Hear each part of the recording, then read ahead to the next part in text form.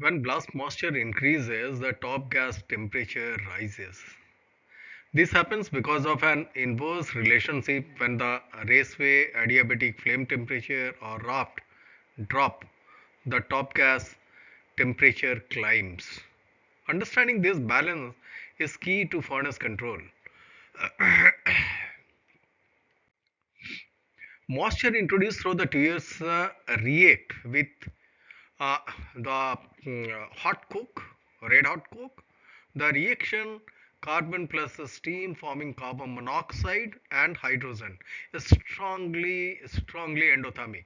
It absorbs heat from the combustion zone, sharply lowering the flame temperature. Now, since moisture consume heat, the furnace compensate. More coke must be burned and more blast air supply to maintain the required thermal state in the lower zone. So these extra coke and the air increase the total mass of ascending gases also increases. Nitrogen acting as a thermal ballast carries more heat upward per ton of hot metal. Although the raft is lower, the larger gas volume transport more sensible heat upward. The burden in the upper furnace absorb only what it needs, leaving excess heat discharge at the top.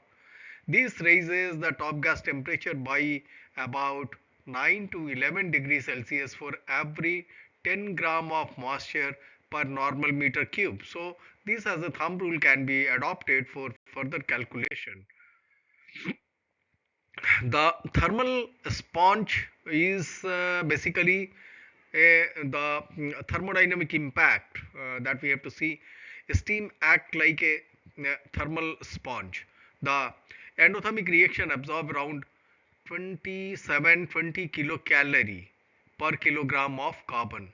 This makes steam a powerful tool to regulate raft, quenching overheating zones. It also expands gas volume, doubling the reducing gases compared to a standard combustion. Now, operating without injected steam saves fuel but removes a key control tool. Companies with a stable climate or high capacity stoves often rely on ambient moisture. However, these require consistent raw material and a safety margin in the thermal state. Every 10 gram of moisture per normal meter cube increases coke rate by about 6 kilogram per ton of hot metal. To maintain flame temperature, blast temperature must be raised to 8 to 10 degree per gram of moisture. Meanwhile, top gas temperature rise sharply about 90 degree per 10 gram of moisture. Operator usually keep a buffer of 5 to 7 grams above ambient for safety. The so let us have a talk on the strategic balance. So zero steam is possible but rare. Since natural humidity is always present, the best practice is to maximize blast temperature, minimize steam while keeping a steam injection available for emergencies or startup.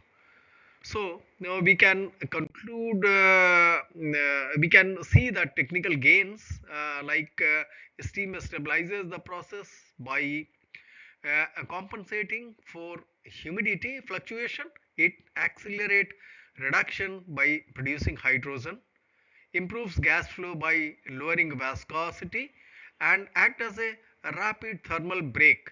It also enriches wash gas, doubling reducing gases per mole of carbon.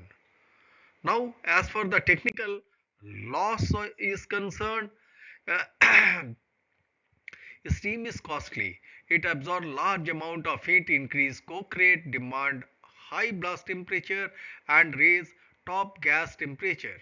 Now these penalties make steam both a stabilizer and a burden as well.